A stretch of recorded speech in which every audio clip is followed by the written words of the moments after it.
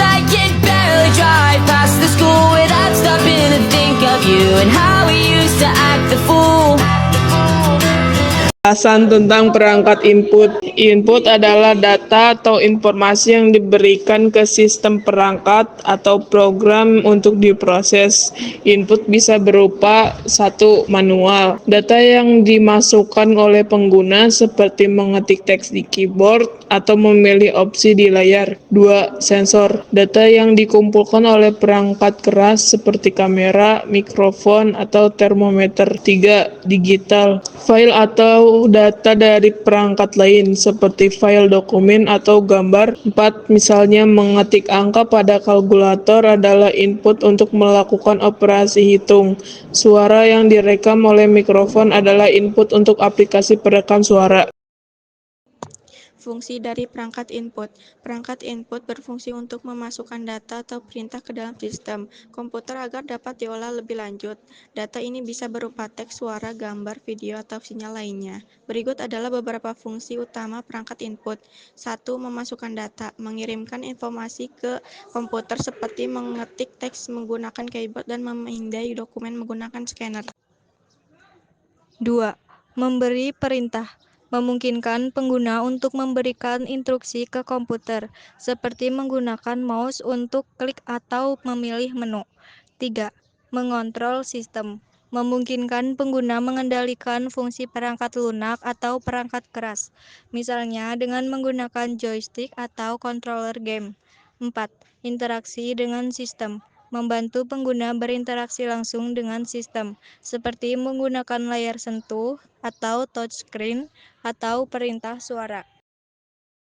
Contoh perangkat input: keyboard untuk mengedit teks atau perintah, mouse untuk navigasi dan seleksi, mikrofon untuk merekam suara atau perintah suara, scanner untuk memindai dokumen atau gambar, webcam untuk menangkap gambar atau video, game controller untuk bermain game. Jenis-jenis perangkat input. 1. Input manual. Data yang dimasukkan secara langsung oleh manusia, seperti mengetik pada keyboard. Contoh, mengisi formulir di komputer. 2. Input otomatis. Data yang diperoleh secara otomatis dari perangkat atau sensor tanpa intervensi manusia. Contoh, sensor suhu yang mendeteksi perubahan suhu. 3. Input teks. Data terbentuk teks atau angka. Contoh, mengetik dokumen menggunakan keyboard. 4. Input suara. Data berupa suara atau perintah audio.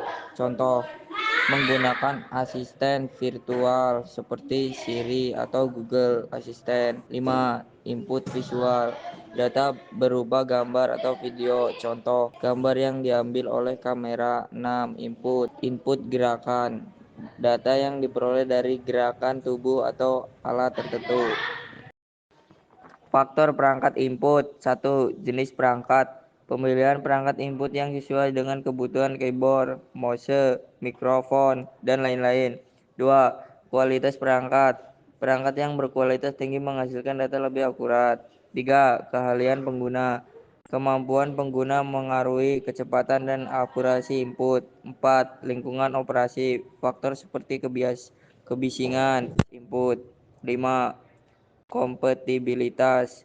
Perangkat harus sesuai dengan sistem atau perangkat lunak yang digunakan. 6. Teknologi. Teknologi modern biasanya memberikan hasil input yang lebih baik.